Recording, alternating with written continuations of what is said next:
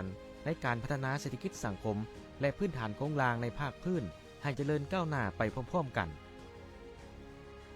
ความมิตรภาพลาวไทยแห่งที่5บริคำไซบึงกาฬถือว่าเป็นส่วนประกอบที่สำคัญของยุทธศาสตร์การเชื่อมต่อด้านการขนส่งในระดับภาคพื้นที่มีบทบาทสำคัญในการสนับสนุนการขนส่งระหว่างสปป.ลาวและไทยด้วยการเชื่อมจอดกับโครงข่ายคมนาคมในประเทศไทยเพื่อเป็นเส้นทางขนส่งสินค้าออกสู่อ่าวไทยผ่านทางเรือแหลมฉบังซึ่งจะช่วยเพิ่มความสะดวกว่องไว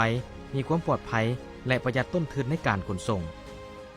พร้อมทั้งเสริมสร้างทางแห้งของเศรษฐกิจชายแดนและเปิดโอกาสใหม่ให้แก่การค้าและการลงทุนภายใต้ขอบการร่วมมืออนุภาคพืชแม่น้ำของ GMS และยุทธศาสตร์การร่วมมือเศรษฐกิจอิหร่าวดีเจ้าพระยาแม่น้ำของหรือแอกแมกจะนำไปสู่ความเจริญรุ่งเรืองร่วมกันอย่างมั่นคงและยืนยงในอนุภาคพื้นความมิตรภาพลาวไทยแห่งที่5บริคำไซบึงกาฬเป็นเส้นทางมิตรภาพล่าสุดที่เปิดประตูเชื่อมต่อระหว่างสปป.ลาวและลาสอาณาจักรไทยขวาแห่งนี้ตั้งอยู่เมืองปากสันแขวงบริคำไซสปป.ลาวในเขตทางหลวงเลขที่13หรือ A13 ซึ่งเชื่อมต่อกับทางหลวงเลขที่244อยู่บ้านวิสิตเมืองบึงกาฬแขวงบึงกาฬประเทศไทยจากเส้นทางนี้สามารถเชื่อมต่อการเดินทางไปสู่ทางเรือแหลมฉบังได้อย่างสะดวกสบายและว่องไวขึ้นกว่าเดิมลดค่าใช้จ่ายในการขนส่งสร้างโอกาสทางด้านเศรษฐกิจและสังคมสร้างเวียกเฮ็ดงานทำและไล่หับส่งเสริมการท่องเที่ยวและยกระดับคุณภาพชีวิตของประชาชนทั้งสองประเทศความมิตรภาพลาวไทยแห่งที่5บริคำไซบึงกาฬเป็นประเภทขวาเบตงอัดแห้งหรือ Extradot Pistes Concrete Bridge หรือข่างขวาเบตงอัดแห้งแบบรูปกับซึ่งเป็นขวาระหว่างประเทศแห่งทวีปที่เลือกใช้รูปแบบข่างขวาเบตงอัดแห้งแบบรูปกับการออกแบบนี้ได้ออกแบบโดยการนำไส้พื้นขวาของขวาเบตงอัดแห้งรูปแบบกับรวมกับการไส้เสาและสายกาบของขวาเพื่อช่วยหับน้ำหนักของขวาโดยพื้นของขวาจะทายโอนน้ำหนักบางส่วนไปหาเสาต่อมอและระบบหากฐานของขวาในขณะที่สายกาบจะหับน้ำหนักที่เหลือและทายโอนไปหาเสาของขวาลงสู่ระบบภาคฐานของขวาดังนั้นขวาดังกล่าวจึงเป็นการล้มเอาเทคนิคการหับน้ำหนักของขวาทั้งสองประเภทเข้าหากันโดยความมิตรภาพลาวไทยแห่งที่5บริคำไซบึงกาฬมีเสาหลักอยู่กลางน้ำจำนวน4เสาห่างกันระหว่างเสาหลัก150 เมตรซึ่งสามารถช่วยลดสิ่งกีดขวางในลำน้ำได้สำหรับทางด้านเทคโนโลยีขวาแห่งนี้ยังเป็นขวาระหว่างประเทศแห่งทวีปของสปป.ลาวที่มีการติดตั้งระบบติดตามกวดกาพฤติกรรมของขวาหรือ Bridge Health Monitoring System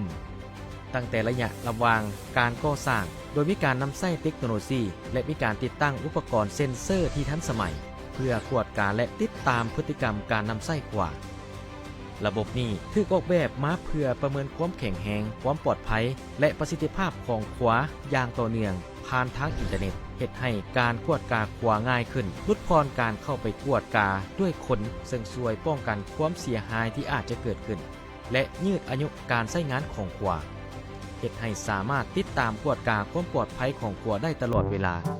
แนวความคิดการออกแบบของขวาแห่งนี้เกิดมาจากการผสมผสานระหว่างความแข็งแรงของโครงสร้างและความงามในการตกแต่งภายนอกที่กลมกลืนเสาหลักหรือไพลอนการออกแบบได้รับแรงบันดาลใจจากรูปทรงของแคนซึ่งเป็นเครื่องดนตรีท้องถิ่นที่ให้เสียงมวลซืนแห่งลมแม่น้ำของมาเป็นแรงบันดาลใจในการออกแบบสายกาบ6คู่ที่ขึงเชื่อมต่อเสากับพื้นของขวาเป็นสัญลักษณ์ของสายใยแห่งความผูกพันที่เชื่อมต่อแผ่นดินของสองฝั่งแม่น้ำของเข้ากันอย่างสนิทแน่นโดยมีแคนเป็นสื่อกลางในการถ่ายทอดจิตใจของประชาชนให้ประสานกันเป็นหนึ่งเดียวด้านชายแดนในฝั่งสปป.ลาวและฝั่งลาสอาณาจักรไทยได้ถูกออกแบบมาเพื่อเอื้ออำนวยให้ผู้ใช้โดยเฉพาะนักท่องเที่ยวและเจ้าหน้าที่สามารถใช้งานได้อย่างสะดวกสบายที่สุดด้วยการผสมผสานระหว่างสถาปัตยกรรมและศิลปากรที่เป็นเอกลักษณ์ท้องถิ่นโดยด้านกวดกาชายแดนทั้งสองฝั่งประกอบมีอาคารผู้โดยสารบ่อนสั่งน้ำหนักพร้อมทั้งอาคารและสิ่งอำนวยความสะดวกอื่นๆตามมาตรฐานสากล ความมิตรภาพลาวไทยแห่งที่5บริคำไซบึงการแห่งนี้จะเป็นลายกว่าขวาเพราะจะเป็นขวาที่เสื่อมต่อจิตใจเสริมสร้างมิตรภาพไมตรีให้แน่นแฟ้นและเป็นเครื่องมือในการเสื่อมโยงเศรษฐกิจวัฒนธรรมและการท่องเที่ยวของสองประเทศเข้าด้วยกันเสริมสร้างบทบาทของสปป.ลาวและล้าสอาณาจักรไทยให้ก้าวเป็นศูนย์กลางการเชื่อมต่อด้านการเดินทางและการขนส่งระหว่างภาคพื้นสร้างโอกาสและเสถียรภาพทางด้านเศรษฐกิจให้แก่ทั้งสองประเทศอย่างยืนยง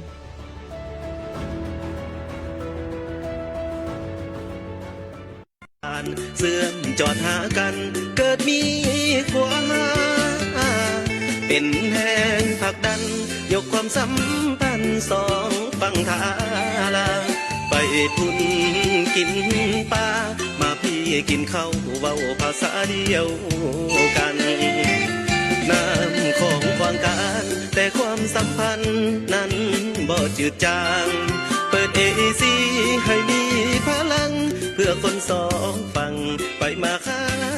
ขายเที่ยวแดนกุหลาบกาบพระธาตุใหญ่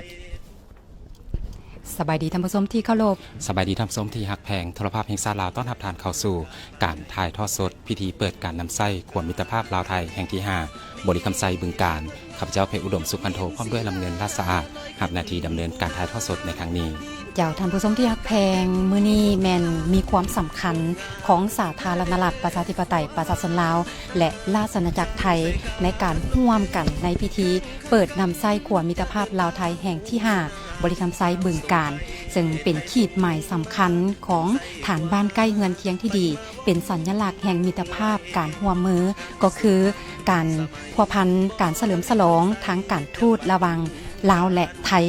ครบรอบ75 ปีในเดือนธันวาคมนี้และพิเศษเพชรอุดมที่ขณะที่พวกเราทำการถ่ายทอดสดอยู่นี่ก็แม่นพิธีแม่นจัดขึ้นอยู่เทิงกลางขวมิตรภาพลาวไทยแห่งที่5ท่ามกลางความปิติส้มซื่นของประชาชนสองชาติลาวไทยเจ้าท่านผู้ชมที่เคารพอีกบ่พอเท่านี้ข้างหน้านี้ก่อนจะก้าวเข้าสู่วาระพิธีเปิดขวดมิตรภาพลาวไทยแห่งที่5อย่างเป็นทางการซึ่งหลังจากที่การนำภาครัฐขั้นสูงโดยเฉพาะก็คือประมุขหลักทั้ง2ประเทศเดินทางมาถึงสถานที่จัดพิธีแล้วจากนั้นทานซอนไซศรีพันดอนนายกรัฐมนตรีแห่งสาธารณรัฐประชาธิปไตยประชาชนลาวพร้อมด้วยทานอนุทินสารวีรกุลนายกรัฐมนตรีแห่งราชอาณาจักรไทยก็จะได้ขึ้นรายงานเกี่ยวกับประวัติความเป็นมาและผลสำเร็จของการสร้างขวดมิตรภาพลาวไทยแห่งที่5แห่งนี้ถ้าจากนั้น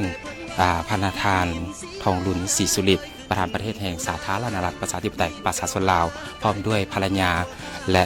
พระบาทสมเด็จพระวชิรเกล้าเจ้าอยู่หัวพร้อมด้วยพระราชินีก็จะได้ขึ้นไปที่แท่นเพื่อกดปุ่มเปิดแผ่นป้ายทีละนึกและป้ายกรรมสิทธิ์ขวดมิตรภาพลาวไทยแห่งที่5บริคำไซบึงการอย่างเป็นทางการเจ้าท่านผู้ชมที่ฮักแพงขวดมิตรภาพลาวไทยแห่งที่5บริคำไซบึงการได้มีการวางศิลาฤกษ์โครงการมาในวันที่28ตุลา2022มาโครงการดังกล่าวนี้ถือว่าเป็นความพยายามของ2รัฐบาลลาวและไทยในการอำนวยความสะดวกให้แก่การเดินทางไปมาหาสู่ของประชาชน2ชาติลาวไทยก็คือการขนส่งการค้าการลงทุนการท่องเที่ยวระหว่าง2ประเทศเจ้าทำสมที่เคารพความมิตรภาพลาวไทยแห่งที่5บริคำไซบึงการแม่นมีความยาวทั้งหมด 1,350 เมตรบ่รวมทางเข้าออกหัวทาง2ฝากและเป็นโครงการหนึ่งที่นอนอยู่ในแผนปฏิบัติงานว่าด้วยการเป็นคู่ร่วมยุทธศาสตร์เพื่อการพัฒนาและการเจริญเติบโตให้มีความยืนยงโดยเฉพาะก็คือในระยะ5ปี2022-2026พร้อมเดียวกันนั้นความมิตรภาพลาวไทยแห่งนี้ยังเป็นโครงการที่ตอบสนองให้แก่การจัดตั้งปฏิบัติเป้าหมายที่5ในการร่วมมือเชื่อมโยงเชื่อมจอดในภาคพื้นและสากลพร้อมด้วยแผนยุทธศาสตร์การเชื่อมโยงเชื่อมจอดภาคพื้นสากลของรัฐบาลก็คือการเอาสาธารณรัฐประชาธิปไตยประชาชนลาวที่บ่มีชายแดนติดกับทะเลเป็นศูนย์กลางเชื่อมจอดในภาคพื้นและสากล เจ้าและจุดที่ตั้งแห่งนี้แม่นตั้งอยู่เขตบ้านกล้วยอุดมห่างจากเทศบาลแขวงอุดมไซมาทางทิศเหนือตามทางเลข13ใต้ประมาณ10กิโลเมตรและจากทางเลข13ใต้ไปหาน้ำของ 2,680 เมตรซึ่งโค้งสร้างและรูปทรงเสาขึงสายกาบอยู่กลางน้ำนี้ถือว่าเป็นรูปแค้นคูเพชรอุดมที่ประชาชน2ฝั่งแม่น้ำของนี้นิยมนำไส้เป็นเครื่องดนตรีพื้นเมืองหนึ่งมาเป็นแห้งบันดาลใจในการออกแบบทางนี้ก็แม่นเพื่อแสดงให้เห็นถึงความเบิกบานมวลซืนความสวยงามและวัฒนธรรมอันดีงามของสองประเทศเจ้าส่วนสัญลักษณ์หน้าอาคารด่านเบื้องลาวแม่นเลือกเอาตัวเสาลา3ตัวซึ่งในนั้นมีตัวผู้ตัวแม่และลูกอยู่เทิงแทนหรือเดินหญ้าต่อหน้าอาคารด่านซึ่งความหมายแม่นตัวเสาลาเป็นสัตว์ที่หายากและมีถิ่นอาศัยซึ่งพบเห็นอยู่ที่แขวงบริคำไซเท่านั้นตัวเสาลา3ตัวหมายถึงความอุดมสมบูรณ์อยู่ที่แขวงบริคำไซเจ้าท่านผู้ชมนอกจากติดตามชมการถ่ายทอดสดทางโทรภาพแห่งชาติแล้วท่านก็ยังสามารถติดตามชมผ่าน Facebook เพจไลฟ์เพจโทรภาพแห่งชาติเรา21และ23 HD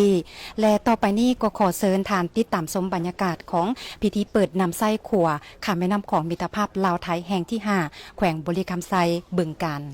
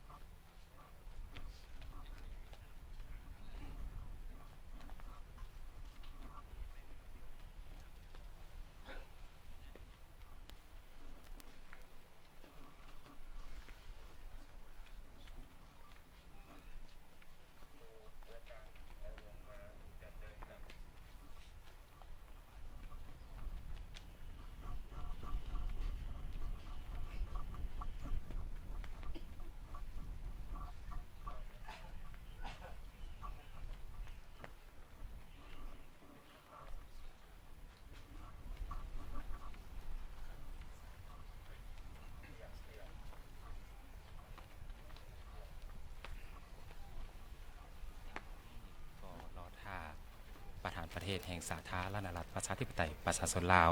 พร้อมด้วยภรรยาเดินทางเข้าสู่เทิงขัวและก็เพื่อเป็นการรอท่าเจ้าท่านผู้ชมที่ฮักแพงถามกลางความพิธีสมซื่นของประชาชน2ชาติลาวไทยที่กำลังคงคอยพิธีเปิดนำไส้ความมิตรภาพลาวไทยบริคำไซบึงกาฬอย่างเป็นทางการโดยเฉพาะแล้วในขณะที่ประมุขรัฐ2ประเทศเดินทางมาถึงก็จะเริ่มพิธีอย่างเป็นทางการซึ่งโครงการขวาข้ามแม่น้ำของมิตรภาพลาวไทยแห่งที่5บริคำไซบึงกาฬนี้ถือว่าโครงการดังกล่าวนี่เป็นหนึ่งความพยายามของ2รัฐบาลลาวไทยในการสร้างเงื่อนไขอำนวยความสะดวกให้แก่การสัญจรไปมาหาสู่ของประชาชน2ชาติลาวไทยและการขนส่งระหว่างประเทศทั้งนี้นั้นก็แม่นเพื่อส่งเสริมด้านการค้าการลงทุนท่านผู้ชมและก็การท่องเที่ยวก็คือการนำไส้ที่ตั้งยุทธศาสตร์อันสำคัญแหละของ2ประเทศอยู่อนุภาคพื้นลุ่มแม่น้ำคองและอาซีตะวันออกเฉียงใต้ในการเสื่อมโยงเสื่อมจอดโค้งลางตามแล้วเศรษฐกิจตะวันออกหาตะวันตกอำนวยความสะดวกและก็สนับสนุนการพัฒนาการเสื่อมโยงขนส่งให้มีความลงเรียนแหละระหว่าง2ประเทศก็คือบรรดาประเทศอนุภาคพื้นนี้ให้เกิดผลประโยชน์สูงสุดร่วมกันซึ่งขัวข้ามแม่น้ำของมิตรภาพลาวไทยแห่งที่5บริคำไซบึงกาฬนี่แม่นดังที่ได้ยกขึ้นนั่นแหละโดยเฉพาะแล้วก็แม่นในโครงการนี้ก็แม่นได้ศึกษาความเป็นไปได้มีการสำรวจมีการออกแบบมาตั้งแต่ 2014 มาแล้วก็มีการออกแบบละเอียดสำเร็จในปี 2016ก็มีทางนี้ทางนั้นก่อนจะเข้ามา พิธีเปิดอย่างเป็นทางการก็ได้มีการสำรวจแล้วก็มีการวางศิลาฤกษ์มีการนำของแต่ละสองฝ่ายนั้นเพิ่นก็ได้มาติดตามความคืบหน้าละเอียดต่างๆของโครงการเพื่อให้ได้มีพิธีเปิดในมื้อนี้เจ้าท่านผู้ชมที่เคารพขัวมิตรภาพลาวไทยแห่งที่5บริคำไซบึงกาฬแม่นเป็นสิ่งก่อสร้างที่เสื่อมต่อแผ่นดิน2ฝั่งแม่น้ำของคือกันกับขัวมิตรภาพลาวไทยทั้ง4แห่งที่ได้เสริมสร้างมิตรภาพความเข้มแข็งระหว่างสาธารณรัฐประชาธิปไตยประชาชนลาวและราชอาณาจักรไทยเป็นเวลาหลายกว่า3ทศวรรษเพื่อเสริมสร้างสายพัวพันระหว่าง2ประเทศและนำไปสู่ความผาสุกที่ยืนยงของประชาชนทั้ง2ฝั่งแม่น้ำของขัวมิตรภาพลาวไทยแห่งที่5บริคำไซบึงกาฬจึงถูกสร้างขึ้นและเป็นสัญลักษณ์ใหม่ของการพัวพันที่แน่นแฟ้นระหว่าง2ประเทศที่เชื่อมต่อระหว่างฝั่งแม่น้ำของอย่างสง่างามพร้อมทางเชื่อมโยงหัวใจของลาวและไทยเข้าไว้ด้วยกันในเส้นทางแห่งมิตรภาพและการเติบโตในอนาคตที่เจริญรุ่งเรืองโครงการนี้แม่นการร่วมมือ2ฝ่ายระหว่างสาธารณรัฐประชาธิปไตยประชาชนลาวและราชอาณาจักรไทยซึ่งบ่เพียงแต่สะท้อนให้เห็นถึงสายพัวพันธุ์อันดีงามในระดับรัฐเท่านั้นแต่ยังสะท้อนให้เห็นถึงพลังงานแห่งวิสัยทัศน์ร่วมกันในการพัฒนาเศรษฐกิจสังคมพื้นฐานโครงสร้างในภาคพื้นให้เจริญก้าวหน้าไปพร้อมๆกัน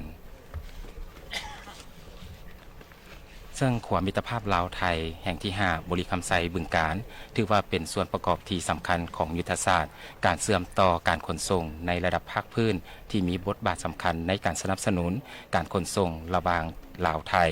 ด้วยการเชื่อมจอดโครงข่ายคมนาคมในประเทศไทยก็คือเป็นเส้นทางขนส่งสินค้าออกสู่อ่าวไทยปัจจุบันนี้ท่านสอนไซศรีพันดอนพร้อมภรรยาก็ได้เดินทางมาถึงขัวแห่งนี้เพื่อที่จะร่วมพิธีเปิดอย่างเป็นทางการนอกจากนั้นก็มีแขกการนำทางอื่นๆที่ได้เข้ามาร่วมเพื่อรอท่าเจ้าภาพที่ทุกท่านเห็นในปัจจุบันนี้ก็คือการนำทางเบื้องราชอาณาจักรไทยก็ถือว่ามีการนำคันสูงหลายท่านที่ได้มาร่วมในพิธีเปิดการนำไส้ขัวมิตรภาพลาวไทยแห่งที่5อยู่แห่งนี้ส่วนฝ่ายลาวของพวกเขาก็มีการนำคันสูงหลายท่านก็ได้เดินทางเข้ามาร่วมในพิธีเปิดครั้งนี้เจ้าคือก่อนจะเดินทางมาถึง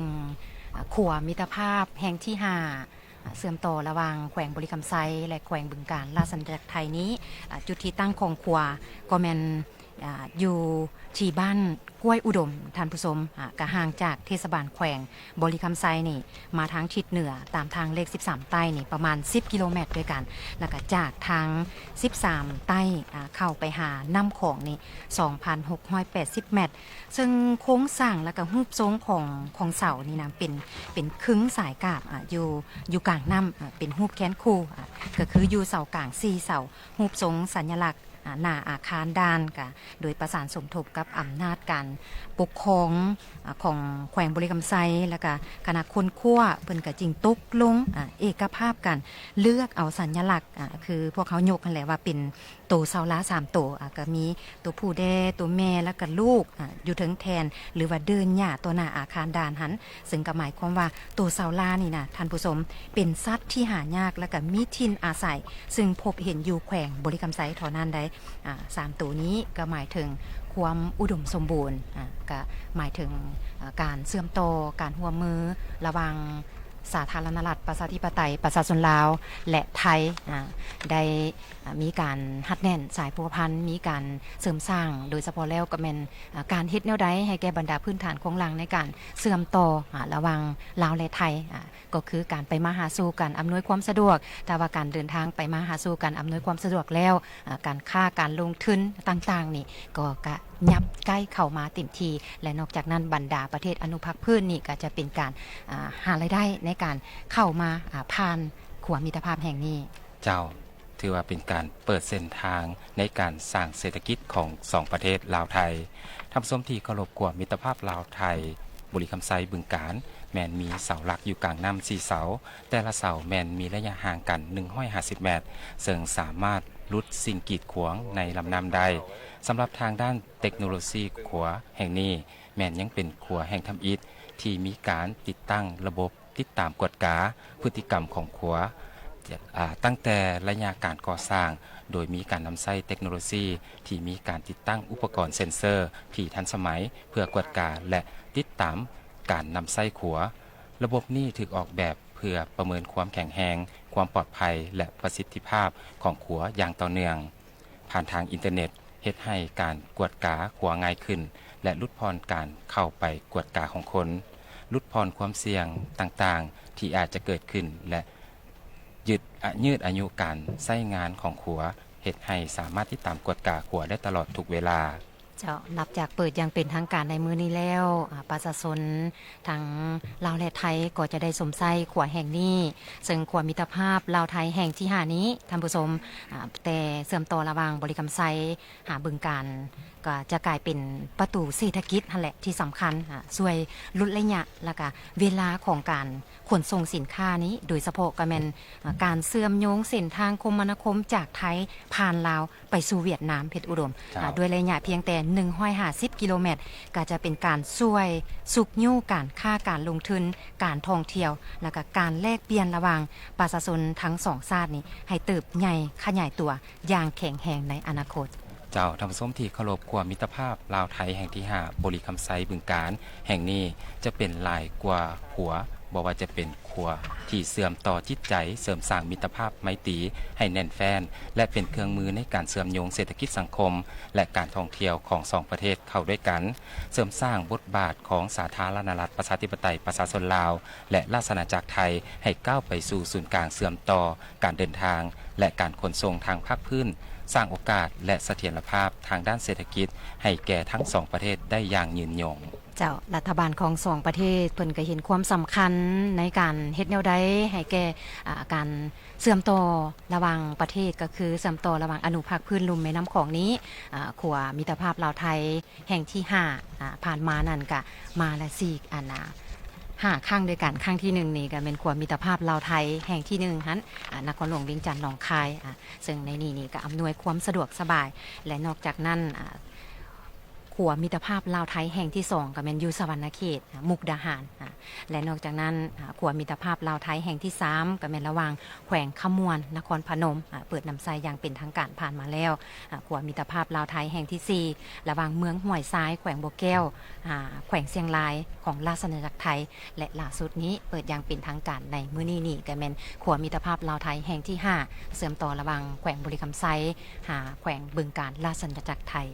เจ้าและในอนาคตข้างหน้าก็จะมีการสร้างขัวมิตรภาพลาวไทยขึ้นตื่มอีกซึ่งเป็นแท่งที่6ซึ่งคาดว่าในปัจจุบันนี้ก็กำลังอยู่ในระหว่างการดำเนินงานก็คือสารวันและแขวงอุบลราชธานีเจ้าอีกบ่พอเท่าใดนาทีข้างหน้านี้พวกเขาก็จะได้ติดตามชมไปพร้อมๆกับท่านผู้ชมที่ติดตามชมการถ่ายทอดสดทางโทรภาพแห่งชาติอยู่ทางบ้านเพื่อร่วมกันเฉลิมฉลองพิธีเปิดการนำไส้ขัวมิตรภาพลาวไทยแห่งที่5บริกรรมไส้บึงกาฬอย่างเป็นทางการเจ้าปัจจุบันนี้ก็กำลังเราท่าประมุขรัฐทั้งสองประเทศเดินทางเข้ามาสู่สถานที่พิธีเปิดขัวอย่างเป็นทางการโดยเฉพาะก็คือหลังจากที่ประมุขรัฐทั้งสองประเทศเดินทางเข้ามาที่สถานที่เปิดขัวเป็นที่เรียบร้อยแล้วท่านสอนไซศรีพันดอนนายกรัฐมนตรีแห่งสาธารณรัฐประชาธิปไตยประชาชนลาวจะได้ขึ้นกล่าวรายงานเกี่ยวกับความเป็นมาและผลสำเร็จของการก่อสร้างขัวมิตรภาพลาวไทยแห่งที่5บริคำไซบึงกาฬจากนั้นก็จะเป็นท่านอนุทินสารวิรกุลนายกรัฐมนตรีแห่งราชอาณาจักรไทยก็จะได้ขึ้นกล่าวรายงานเกี่ยวกับความเป็นมาและผลสำเร็จของการก่อสร้างขัวมิตรภาพลาวไทยแห่งที่5บริคำไซบึงกาฬเจ้าปัจจุบันนี้บรรดาแขกที่เข้าร่วมในพิธีก็พร้อมกันเกี่ยมให้แก่ แขกการนำประมุขรัฐทั้งสองประเทศที่จะเดินทางเข้ามาที่ขัวแห่งนี้เพื่อเริ่มต้นพิธีเปิดอย่างเป็นทางการท่านผู้ชมซึ่งการก่อสร้างขัวมิตรภาพแห่งที่5นี้ถือว่าเป็นการตอบสนองตามความเรียกร้องต้องการของรัฐบาล2ประเทศและประชาชน2ชาติลาวไทยโดยเฉพาะก็เป็นแขวงบริคำไซของสาธารณรัฐประชาธิปไตยประชาชนลาวและแขวงบึงกาฬของราชอาณาจักรไทยที่มีความปรารถนาให้มีขัวเสื่อมต่อ2ฝากฝั่งลาวและไทยนี้ก็เป็นเพื่ออำนวยความสะดวกให้แก่การไปมาหาสู่ของประชาชนการเสื่อมโยงเสื่อมจอดระหว่าง2ประเทศเข้ากับภาคพื้นตามแล้วเศรษฐกิจตะวันออกหาตะวันตกก็คือเฮ็ดให้การคมนาคมขนส่งการค้าการท่องเที่ยวระหว่าง2ประเทศนี้มีความสะดวกมีความว่องไวขึ้น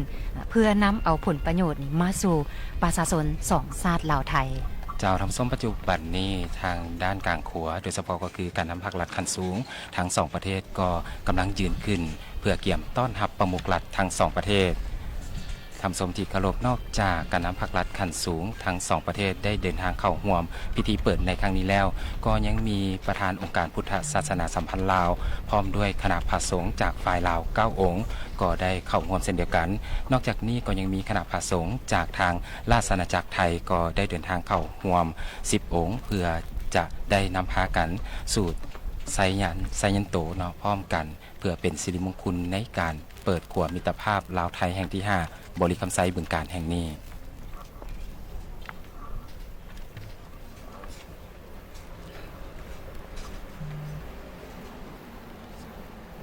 ปัจจุบันนี้สังเกตเห็นได้ว่ารถที่จะนำพาการนำคันสูงโดยเฉพาะก็คือท่านทองรุนศรีสุริตประธานประเทศแห่งสาธารณรัฐประชาธิปไตยประชาชนลาวพร้อมด้วยภรรยาก็กำลังเดินทางขึ้นเทิงกลางขัวเพื่อหัวพิธีเปิดอย่างเป็นทางการนอกจากนั้นฝ่ายไทยก็มีพระบาทสมเด็จพระวชิรเกล้าเจ้าอยู่หัวแห่งราชอาณาจักรไทยสมเด็จพระนางเจ้าพระบรมราชินีนอกจากนั้นก็มีนายกรัฐมนตรีของราชอาณาจักรไทยท่านอนุทินสารวิรกุลแล้วก็มีแขกของทางเบื้องไทยที่เข้าร่วมเกี่ยมเพื่อที่จะเปิดอย่างเป็นทางการ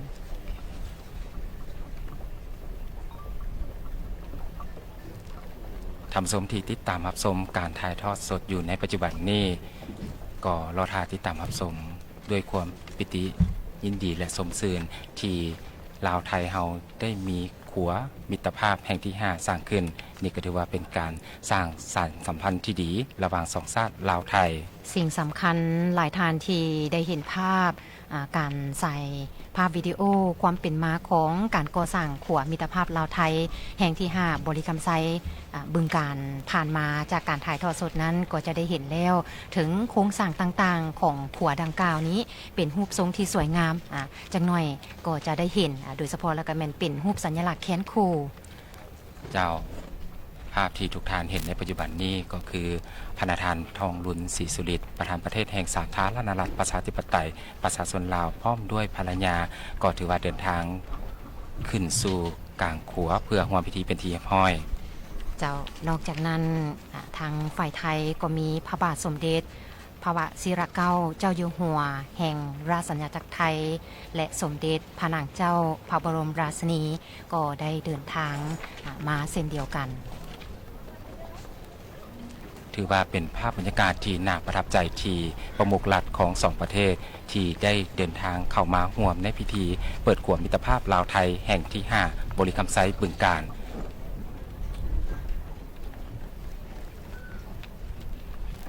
เจ้านี่ก็คือการทักทายของประมุขรัฐทั้ง2ฝากฝั่งลาวไทยสังเกตเห็นสีหน้าของเจ้าชีวิตทางราชอาณาจักรไทยและประธานประเทศแห่งสาธารณรัฐประชาธิปไตยประชาชนลาวของพวกเขามีแต่ความยิ้มแย้มแจ่มใสมีมิตรไมตรีจิตที่ดีต่อกันและมาปิติสมซื่นร่วมยินดีกับการเปิดการนำไส้ขัวมิตรภาพลาวไทยแห่งที่5บริคำไซบึงกาฬแห่งนี้เจ้าหลังจากที่2ประมุขรัฐ เพิ่นได้ประจำที่เป็นที่เรียบร้อยแล้วพิธีจะตั้งพิธีก็จะเริ่มขึ้นและนอกจากนั้น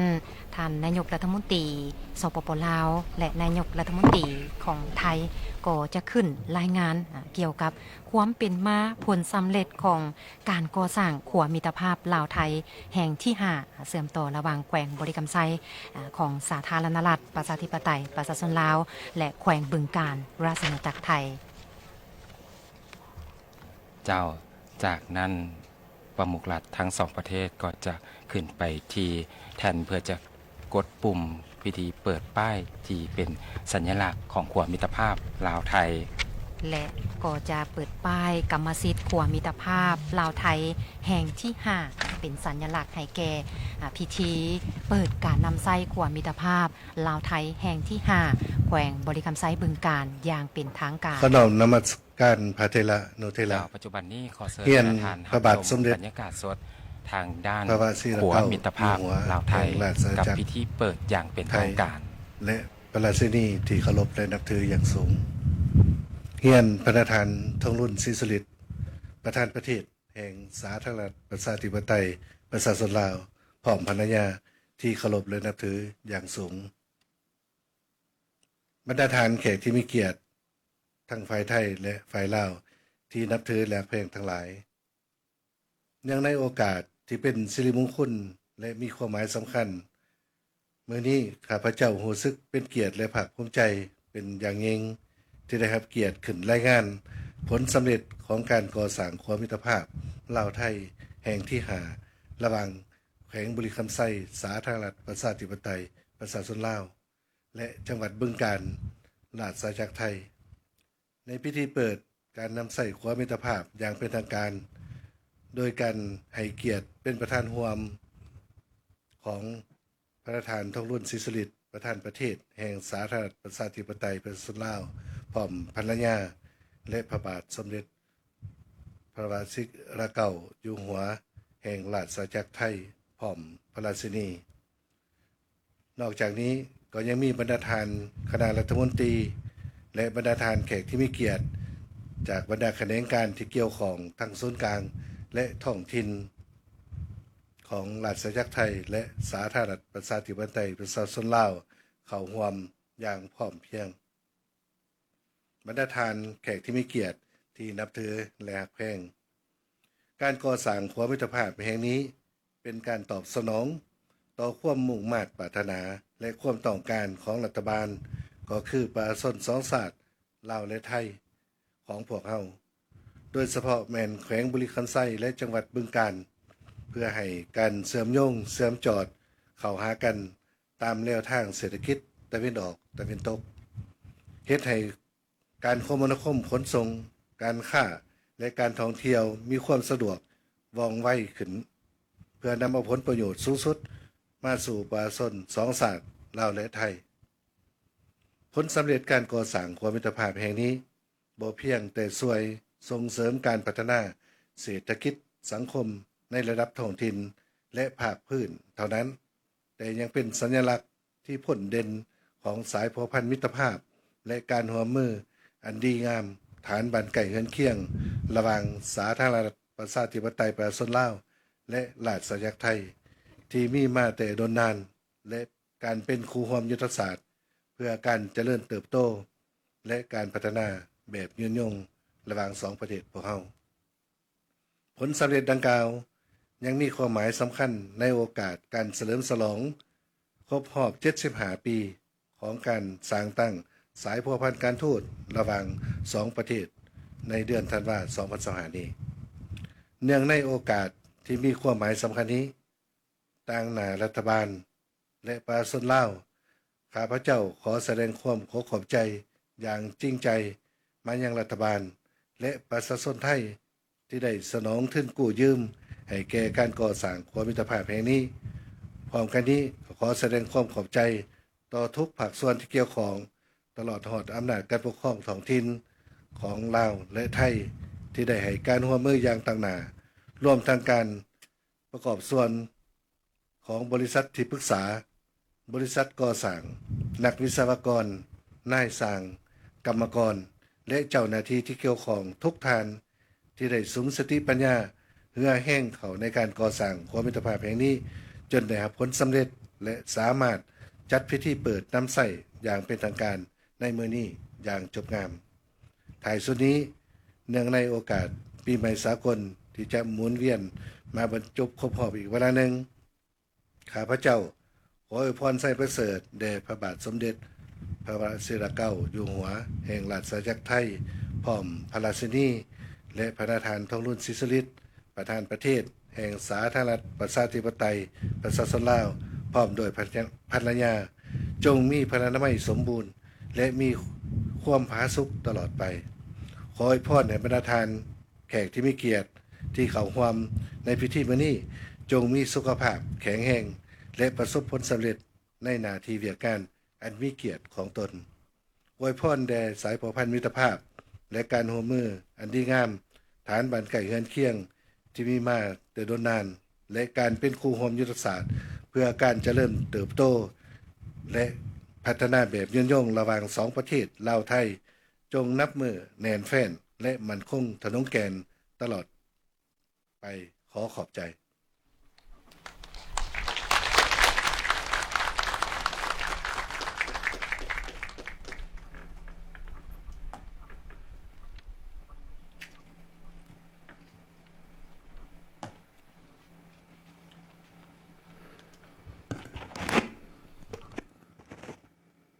ขอเดชะฝ่าละอองธุลีพระบาทปกเกล้าปกกระหม่อมเรียนพระท่านทองลุนศรีสุริตน์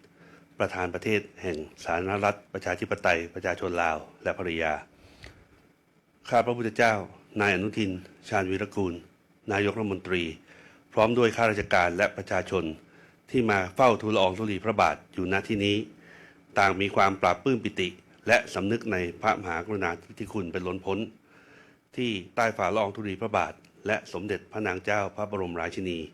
เสด็จพระราชดำเนินมาทรงประกอบพิธี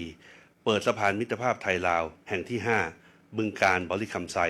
ร่วมกับพระท่านทองลุนศรีสุริตน์ประธานประเทศแห่งสาธารณรัฐประชาธิปไตยประชาชนลาวและภรรยาในวันนี้ข้าพระพุทธเจ้าขอพระราชทานกราบบังคมทูลรายงานภาพรวมโครงการก่อสร้างสะพานมิตรภาพแห่งนี้โดยสังเขปดังนี้ราชอาณาจักรไทยและสาธารณรัฐประชาธิปไตยประชาชนลาวมีความสัมพันธ์อันแน่นแฟ้นมาอย่างยาวนานโดยจะบรรจบครบรอบ 75 ปี แห่งการสถาปนาความสัมพันธ์ทางการทูตในเดือนธันวาคม พุทธศักราช 2568 นี้ด้วยตระหนักถึงความสำคัญของการเชื่อมโยงการคมนาคมขนส่งสินค้าและการเดินทางข้ามแดนระหว่างสองประเทศที่มีแม่น้ำโขงเป็นพรมแดนธรรมชาติจึงได้มีการก่อสร้างสะพานแห่งนี้ขึ้นสะพานมิตรภาพไทยลาวแห่งที่ 5 เชื่อมระหว่างจังหวัดบึงกาฬราชอาณาจักรไทยกับแขวงบริคำไซสปป.ลาวดำเนินการก่อสร้างตามแผนยุทธศาสตร์ชาติเพื่อยกระดับขีดความสามารถในการแข่งขันของภาคตะวันออกเฉียงเหนือและพัฒนาพื้นที่จังหวัดบึงกาฬให้เป็นศูนย์กลางการขนส่งสินค้ารองรับการเติบโตทางเศรษฐกิจและส่งเสริมกรอบความร่วมมือทางเศรษฐกิจในภูมิภาคทั้งในระดับลุ่มแม่น้ำโขงและยุทธศาสตร์ความร่วมมือทางเศรษฐกิจอิระวดีเจ้าพระยาแม่โขงเพื่อการพัฒนาที่ยั่งยืนร่วมกันโดยคาดว่าหลังจากเปิดใช้สะพานแล้วจะก่อให้เกิดการขยายตัวด้านการคมนาคมขนส่งสินค้าที่มีประสิทธิภาพเพิ่มมูลค่าการค้าชายแดนและการลงทุนในพื้นที่เป็นปัจจัยสนับสนุนการพัฒนาเศรษฐกิจและสังคมของทั้งสองประเทศอย่างสมดุลและยั่งยืนเมื่อเปิดให้บริการอย่างเป็นทางการคาดว่าสะพานแห่งนี้จะเป็นเส้นทางยุทธศาสตร์สำคัญที่ช่วยเพิ่มมูลค่าการค้าชายแดนกระตุ้นการท่องเที่ยวส่งเสริมการลงทุนในพื้นที่และเสริมสร้างความสัมพันธ์ในระดับประชาชนให้ใกล้ชิดมากขึ้นอันจะเป็นปัจจัยสำคัญในการขับเคลื่อนเศรษฐกิจและสังคมของทั้งสองประเทศให้เจริญรุ่งเรืองยิ่งขึ้นในโอกาสอันเป็นอุดมมงคลฤกษ์นี้ข้าพระพุทธเจ้าขอพระราชทานกราบบังคมทูลเชิญใต้ฝ่าละอองธุลีพระบาทและสมเด็จพระนางเจ้าพระบรมราชินีทรงประกอบพิธีเปิดสะพานมิตรภาพไทยลาวแห่งที่ 5 บึงกาฬบริคำไซร่วมกับพระท่านทองลุนศรีสุริตน์ประธานประเทศแห่งสาธารณรัฐประชาธิปไตยประชาชนลาวและพระท่านมาลีศรีสุริตน์ภริยาเพื่อความเป็นสิริมงคลสืบไปด้วยเกล้าด้วยกระหม่อมขอเดชะ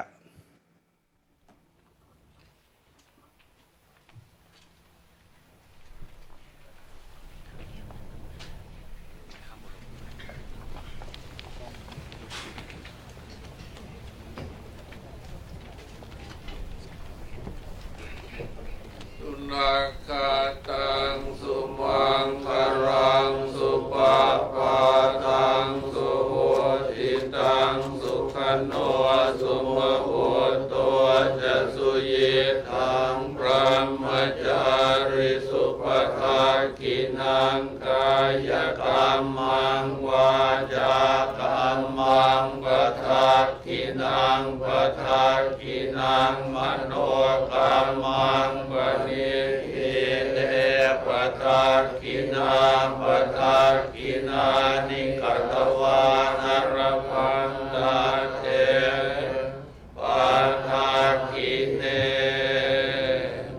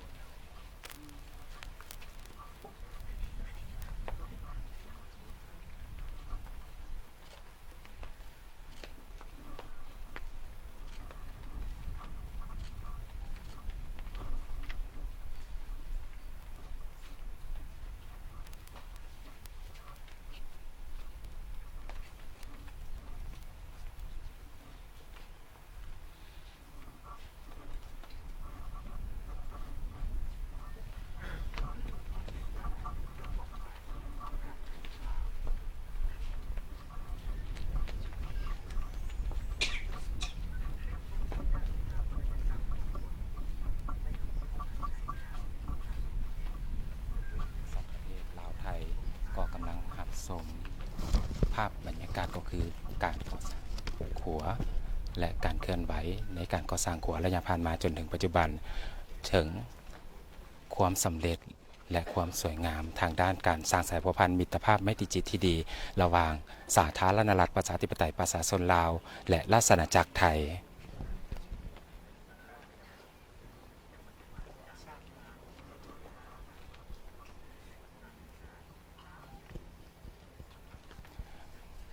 ถือว่าในพิธีในครั้งนี้ก็สังเกตเห็นได้ว่าบรรดาสื่อมวลชนหลายสำนักบอกว่าจะเป็นสื่อมวลชนทางด้านฝ่ายลาวและสื่อมวลชนทางด้านฝ่ายไทยก็ให้ความสนใจในการมาร่วมและเก็บกำบันทึกภาพที่น่าประทับใจอยู่ที่พิธีเปิดการนำไส้ขวมิตรภาพลาวไทยแห่งที่ 5บริคำไซบึงการแห่งนี้ถือว่าเป็นพิธีเปิดที่มีความหมายความสำคัญโดยเฉพาะก็คือผู้ที่เข้าร่วมนั่นก็แมนประมุขหลักทั้ง2ประเทศลาวไทย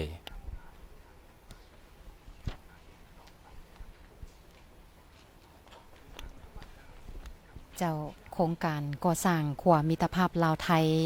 แห่งที่5บริคำไซบึงการก็เป็นอีกหนึ่งความพยายามของ2รัฐบาลสาธารณรัฐประชาธิปไตยประชาชนลาวและราชอาณาจักรไทยโดยเฉพาะแล้วโครงสร้างของขัวที่ภาพที่ท่านผู้ชมติดตามชมแล้วก็เห็นรูปภาพดังกล่าวนี้ก็แม่นเห็นว่าเป็นสัญลักษณ์ของสองชาติลาวนั่นแหละเพราะว่ารูปแขนคู่นี่นะท่านผู้ชมก็ตามด้วยเส้นกาบทั้ง6เส้นที่จองเพื่อแสดงให้เห็นถึงความหนาแน่นของขัวรูปทรง2เบื้องก็เป็นแขนคู่ซึ่งเป็นสัญลักษณ์อีกอย่างหนึ่งเพราะว่าเป็นเครื่องดนตรีแคนนี่ก็แม่นเป็นวัฒนธรรมของพื้นเมืองของลาวและไทยเจ้าทำส้มที่เคารพการก่อสร้างขัวมิตรภาพลาวไทยแห่งที่ 5บริคำไซบึงการแห่งนี้บ่แม่นเป็นเพียงแต่ขัวเท่านั้นเพราะเป็นการเสื่อมต่อจิตใจเสริมสร้างมิตรภาพไมตรีจิตให้แน่นแฟ้นเป็นเครื่องมือในการเสื่อมโยงเศรษฐกิจสังคมและการท่องเที่ยวของ2ประเทศเข้าด้วยกันเสริมสร้างบทบาทของสาธารณรัฐประชาธิปไตยประชาชนลาวและราชอาณาจักรไทยให้ก้าวสู่ศูนย์กลางการเสื่อมต่อในการเดินทางและการขนส่งในภาคพื้นสร้างโอกาสและเสถียรภาพทางด้านเศรษฐกิจให้แก่2ประเทศให้ยืนยง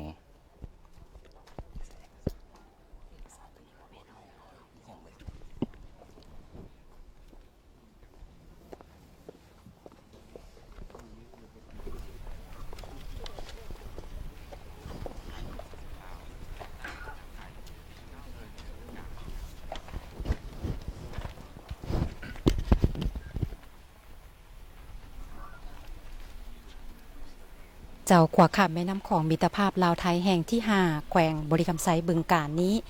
ได้เริ่มวางศิลาฤกษ์โครงการมาตั้งแต่วันที่28ตุลา2022ผ่านมาฮอดปัจจุบันนี้ก็เห็นว่าโครงการดังกล่าวแม่นสำเร็จเป็นที่เรียบร้อยแล้วและนับจากนี้ก็ประชาชน2ชาติลาวและไทยก็จะได้ร่วมกันสมไส้ขัวดังกล่าวให้เกิดประโยชน์สูงสุดบ่ว่าจะเป็นการนำเอาผลประโยชน์ทางด้านการค่าการลงทุนการท่องเที่ยวการไปมาหาสู่กันระหว่างประชาชน2ชาติลาวและไทยก็คือการเสื่อมโยงเสื่อมจอดให้แก่บรรดาอนุภาคพื้นลุ่มแม่น้ำคอง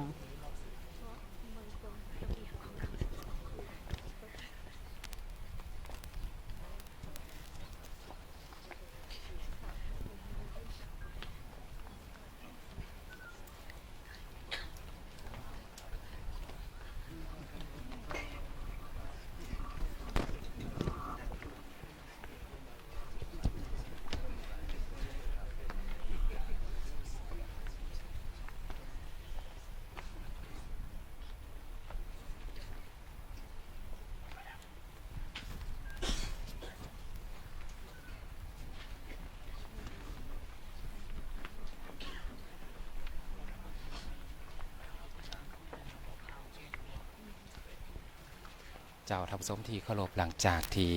พระบาทสมเด็จพระวชิรเกล้าเจ้าอยู่หัวแห่งราชอาณาจักรไทยพร้อมด้วยพระบรมราชินีที่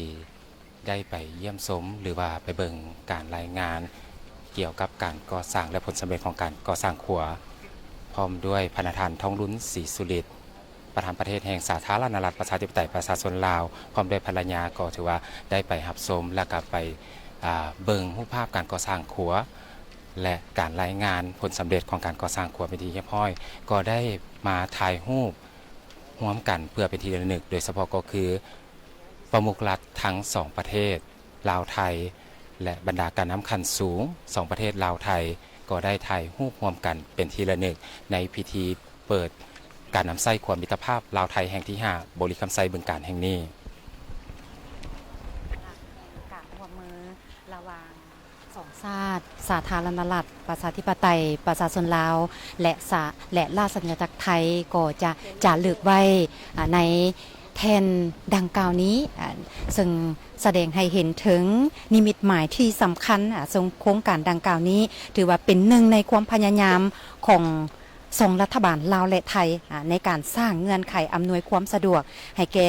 การสัญจรไปมาหาสู่กันของประชาชน2ชาติลาวไทยการลงทุน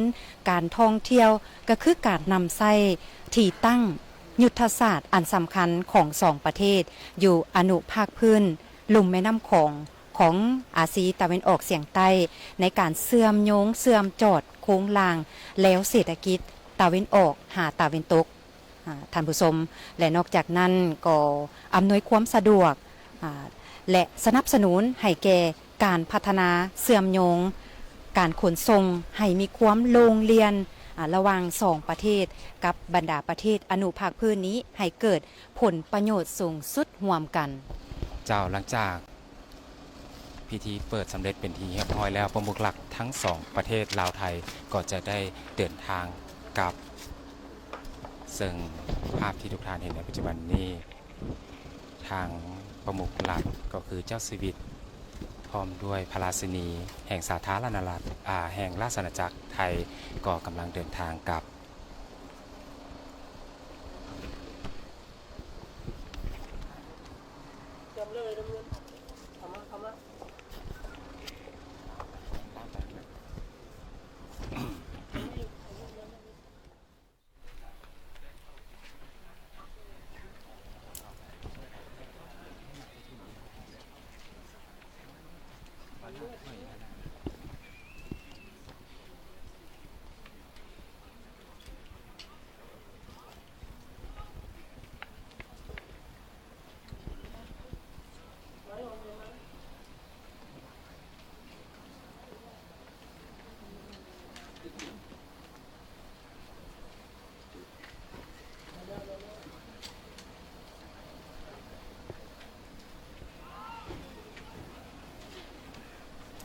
ทำสมที่เคารพขณะนี้ทางกำลังที่ตามรับชมการถ่ายทอดสดพิธีเปิดการนำไส้ขวบมิตรภาพลาวไทยแห่งที่5บริคำไซบึงการ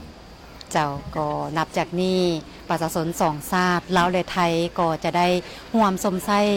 ขวบมิตรภาพลาวไทยแห่งที่5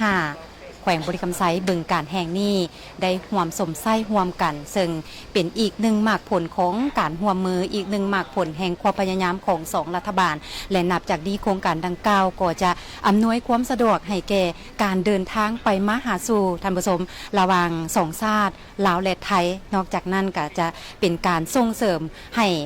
เห็นถึงการร่วมมือในเบื้องของด้านการลงทุนการค้าการท่องเที่ยวร่วมกันเจ้าทำสมที่เคารพขวบมิตรภาพลาวไทยแห่งที่5บริคำไซบึงการบ่เป็นเพียงแต่ขวดเท่านั้นยังเป็นหลายกว่านั้นก็คือเป็นการเสื่อมต่อจิตใจเสริมสร้างมิตรภาพไมตรีจิตระหว่าง2ชาติให้แน่นแฟ้นยิ่งขึ้นและเป็นเครื่องมือในการเชื่อมโยงเศรษฐกิจสังคมการท่องเที่ยวของ2ประเทศเข้าด้วยกันเสริมสร้างบทบาทของสาธารณรัฐประชาธิปไตยประชาชนลาวและราชอาณาจักรไทยให้ก้าวสู่ศูนย์กลางการเชื่อมต่อในการเดินทางและการขนส่งในภาคพื้นสร้างโอกาสและสร้างเสถียรภาพทางด้านเศรษฐกิจให้แก่2ประเทศเพื่อความยิ่งยงยิ่งขึ้นเจ้าและมาฮอดนี้เวลาของการถ่ายทอดสดทางโทรภาพแห่งชาติก็ใกล้จะสำเร็จแล้วและก็ขอขอบใจมายังบริษัทลาวโทรคมนาคมมหาชนที่สนองสายใหญ่แก้วส่งสัญญาณถ่ายทอดสดพิธีเปิดการนำไส้ขวมิตรภาพลาวไทยแห่งที่5บริคำไซบึงการในครั้งนี้เจ้าขอบใจกรมสื่อสารกระทรวงป้องกันความสงบ ที่สนองอุปกรณ์สื่อสารในการถ่ายทอดสดครั้งนี้ขอบใจทุกท่านที่ให้เกียรติที่ติดตามรับชมการถ่ายทอดสดด้วยดีเสมอมาผิดพลาดประการใดข้าพเจ้าทั้งสองพร้อมด้วยทีมงานขออภัยณที่นี้และต่อไปเชิญท่านที่ตามรับชมรายการออกอากาศปกติจากสถานีสบายดี สบายดี